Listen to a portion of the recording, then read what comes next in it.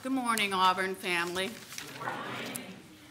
I have a tendency to make long a short explanation or story. You can just ask my kids that. I get lost and forget the reason I started it in the first place.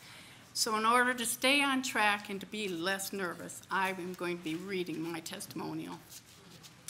As I was praying about what my testimony would be, a thought came. Tell about your independent nature. That led to thoughts of things my mom would tell me about myself when she was reminiscing. My mom always said how independent I was from my earliest years. I do it myself was something I would say often. She also told me that I wouldn't hold hers or my dad's hand when they needed me to. I wondered often when they were carrying me why they were carrying me, but I guess that was their way of keeping me safe because I wouldn't hold their hand.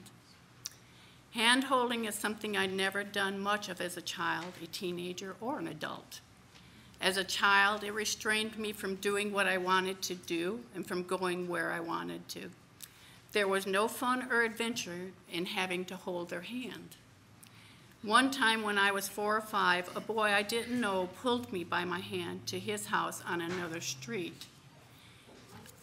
He was really strong, and I couldn't get my hand loose. And I was a very frightened little girl. I was somewhere I didn't belong with someone I didn't know. This adventure turned out okay, though. The boy's mother, she must not have wanted another child because when he led me up to his door, she called him in and told him to let go of my hand. As a teenager, I was even less inclined to hold hands as I observed my classmates. One day they would be holding hands, then dating, arguing, breaking up, and doing it all over again with someone else holding their hands the next week. I thought that hand holding should be just a bit more meaningful than that. As a married woman, I just didn't have much time for holding his hand.